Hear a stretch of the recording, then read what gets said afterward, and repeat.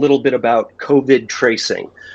There's an app, there are many apps now across the country where they're using mobile technology to trace people who have COVID and check and see if they're passing it on to other people. So I'm here today with Rebecca Zemansky. She's a journalist from Phoenix, and I'll hand it over to Rebecca. She can talk a little bit about her background. Hi, I am a journalist in Phoenix, as Eric said. I grew up in the Midwest and I studied journalism at ASU, Arizona State University, and I've been working regionally. I've been covering the border for about 10 years, and kind of Arizona State issues, a little bit of politics or things like that. A lot of things a lot of assignments where people will call in and it's either about breaking news or something that they're covering. So I think that's about it. Okay, great, great. I'm going to start off by playing a few clips from a story I shot for Voice of America about a COVID tracing app developed in town here in Tucson at the University of Arizona. Okay. So I will cut to that now. At the University of Arizona, students are encouraged to download COVID Watch, an app developed on campus that lets them know if they've been exposed to someone who's tested positive for the coronavirus. The app also helps determine the person's risk of getting infected based on that exposure, providing health officials with important information to help tailor their advice in each case. Joyce Schroeder, a molecular and cellular biology professor, is the campus lead working on the app. The campus itself has the ability now to set the exposure notification levels. And what does that mean? That means that if we want it to be really, really sensitive and pick up the smallest potential exposures, we can set the app so that it's going to notify somebody with the smallest exposures. We can go all the way in the other direction and set it so that it's only notifying people if they're absolutely, no question, heavily exposed to somebody. Around the country, officials are turning to apps like these to help in the fight against COVID. They are using the technology to figure out when to notify people who've been exposed and what to tell them to do next, says Jeffrey Kahn, director of Johns Hopkins Berman Institute of Bioethics. There's a little bit of laboratory of the states happening. So Arizona may do something, Virginia may do something else, and we will learn. Maybe we won't learn everything we need to for this pandemic, but everything we learn in this pandemic will be useful for the next pandemic. The standard health recommendation now is if you're exposed to the virus, you stay home for 14 days. But Samir Halai, co-founder of COVID Watch, says technology like his app gives health officials the ability to personalize what they tell people to do. We individualize the quarantine recommendation based on your specific exposure history. What we are also now adding is personalization, where we can look at your specific risk profile, your age, pre-existing conditions, and things like that. Then those are some things we can use to personalize recommendations even further. We need to be more nuanced about what we ask people to do. The app can work based on a community's specific needs, Halai said. A city with few cases may want to notify and lock down everyone who's been exposed. A city with a major outbreak might not be able to do that and would set the app to notify people most at risk. But the first step, getting people to download the app. I had privacy questions about it. I wasn't sure how much information am I giving my name, am I knowing exact people who, that person has had contact, stay away from them. I didn't know if that was the energy behind it. I've read up on it a little bit, and honestly I feel pretty good about it. I don't know. I know there's they've done a lot of stuff, to avoid privacy issues, so I think it sounds pretty legit. University officials are in a race against the virus, hoping the app will help them to keep people safe and allow the campus to stay open. Michelle Quinn, VOA News.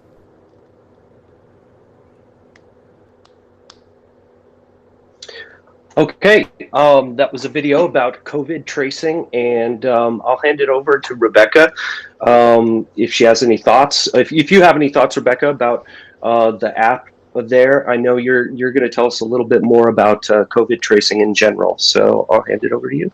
Sure.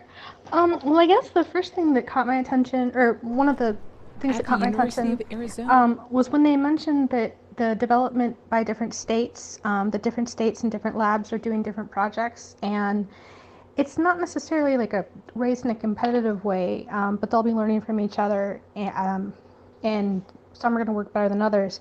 That reminded me a little bit of the vaccine process, and one of the things that's a little bit unique about that is that a lot of times research follows the money, and you have a lot of different labs looking at a lot of different things. But in this case, with COVID, you had a lot of labs working on the same problem very quickly and trying different techniques, which is how we ended up with two or three very promising vaccines.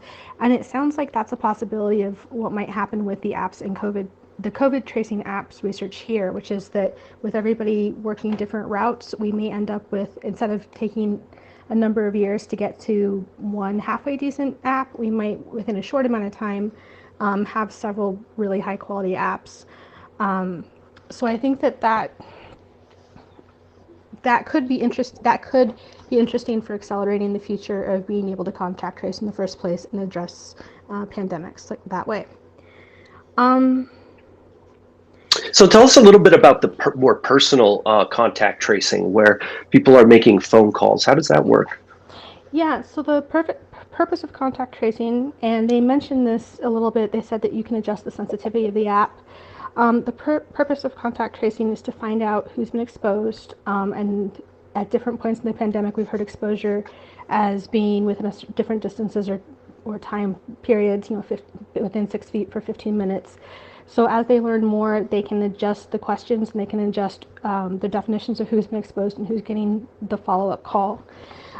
So if they trace people that they consider to be exposed, the hope is that by having them take a week to 2 weeks to quarantine, that'll slow the spread of the disease. So some of those things will kind of change as they go along, as they learn more about the disease and learn more about what exposure is. I see. Do the contact tracers have any sort of legal authority to talk to people, or is it just sort of this purely voluntary thing? How does that work? Is it just something? Yeah. From what I can tell currently, there are two sets of contact tracers. There's contact tracers working for the government, and automatically, if my understanding is that anything they would talk about here would be covered by HIPAA. I don't know if HIPAA, I believe, is also binding to private companies. The regulations might be a little bit different. But HIPAA is going to cover most medical information for most contact tracers, commercially or by the government. So that is a pretty locked down, established protection for medical information. There is a geographical information element to contact tracing, because you're not just keeping track of who's been exposed, but you have to know where and when. So I don't know. And someone in the video mentioned privacy concerns. That's an area where I don't know if that information is as regulated. So I see. Do you know if there are any privacy issues in Arizona that people are concerned about, or actually, as far as privacy in general, do people who are being contacted, do they bring up issues like that, or are contact tracers told to talk about that and deal with that in certain ways? Absolutely. So I personally took 2 contact tracing courses online to kind of compare them and try to widen what I understood. And the issues that they address is how to talk to people about different privacy concerns. Some people want the information of the person who exposed them, and there's training on how to explain why that's not possible, because we're protecting their information. We're protecting the contact information on both sides. So we have to tell someone, you might have been exposed, we can't tell you who it was, and that can be pretty upsetting. But we can say, if as we go through this process, we'll protect your information, your privacy, with the same with the same degree that we're protecting that information.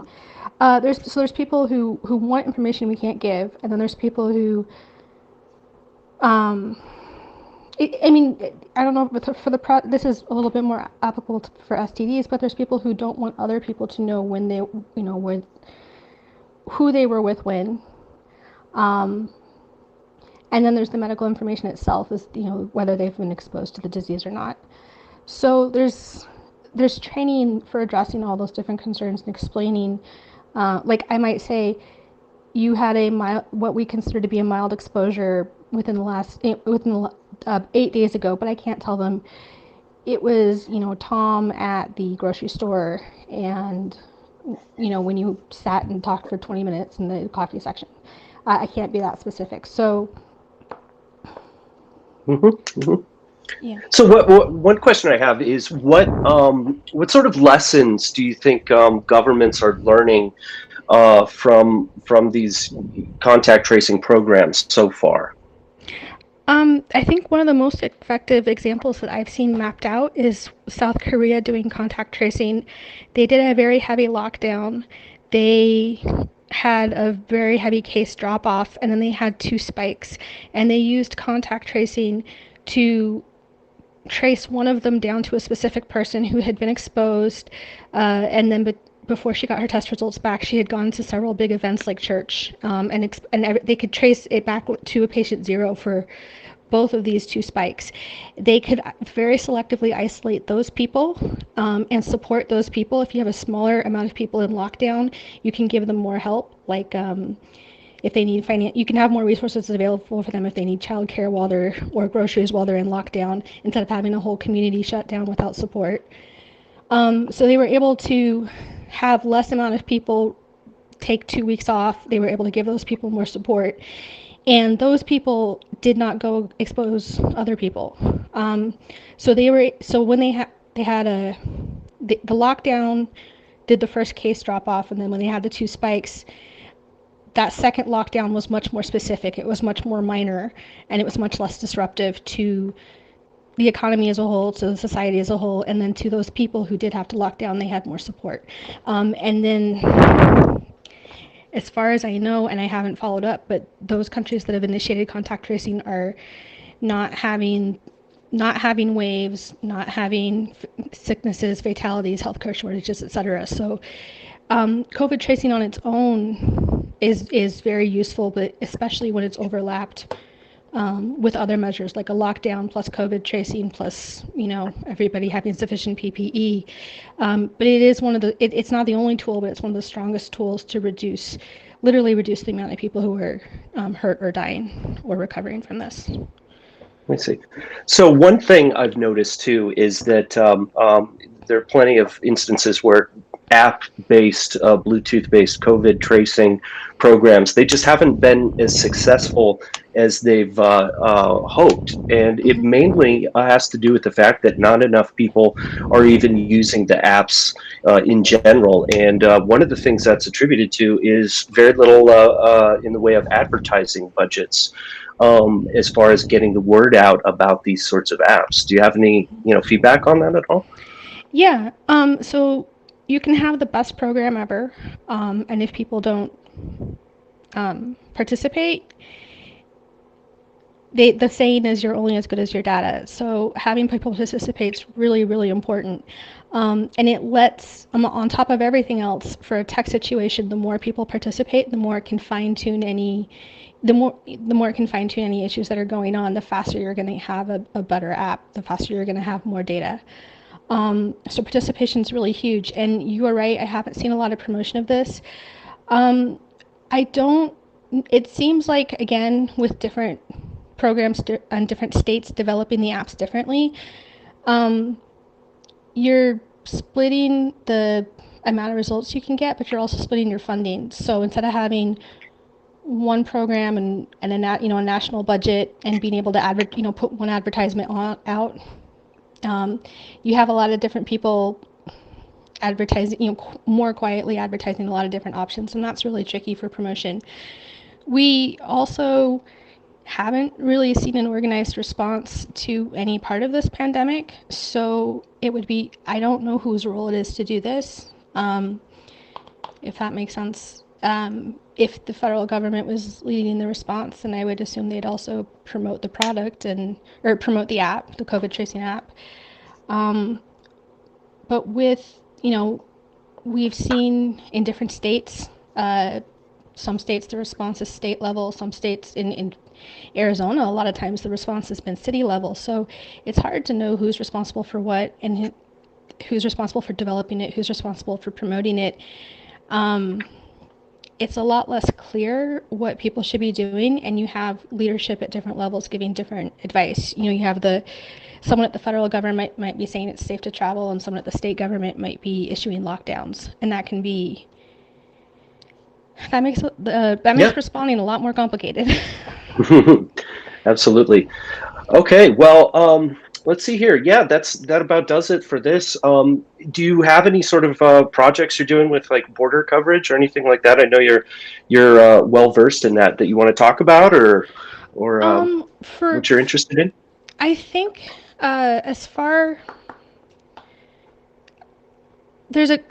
when you're on the border, or when you're in Arizona specifically, with the demographics we have, we're going to have the same vulnerable people, and in this case, there's a. I apologize. I'm starting over. No problem. Ask me the question.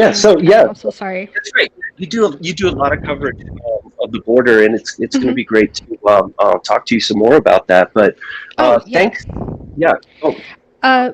For Arizona border coverage, we'll have the COVID angle, so you'll have immigration and COVID problems overlapping. That's great. That's great. Yeah. That's really cool to see two national issues being addressed in one story. Yeah, I think that's definitely going to happen. Great. All right. Well, that let's see here. That about does it. Let me see. Actually, there are a few questions here. Let me see here. Oh, sure. Yeah. Someone said, "What is COVID tracing and why is it important?" So you addressed some of that, but for some of the people that are showing up late, can you just quickly review what that is? Just COVID tracing in general. Sure. COVID tracing itself is taking people who are known to be exposed. Someone shows up at the hospital, they are tested for COVID, and you know that person has been you locate everyone that person's been in contact with within the exposure period. So maybe in this case within the last 10 to 14 days, and you can test those people. You can see if they have it also. So it enables medical resources to respond faster to people who are more likely to be sick and stop the pandemic. Cool. Okay, someone here asked, they said the U.S. could have handled this in April and May. We failed. We've met the enemy, and the enemy is us. So, what do you think about that as far as the response time to COVID and dealing with it? Knowing what we know now, it's hard to say that that the response could not have been better. It's almost easier to say. I don't. Yeah, that's a tricky. The issues that we've seen with PPE distribution, the issues we've seen with lockdowns, the issues we've seen with leadership, all of that's going to affect tracing as well. Decentralized. Yeah. All right. Well, that about does it here. Thank you so much, Rebecca, for joining us. And I definitely would love to talk to you some more soon, especially with your expertise in local Arizona issues. And it'll be really cool to read and hear your reporting on COVID and its relation to border issues. So thank you so much and have a great rest of the weekend. Thank you. All right. Thank you for watching, everyone.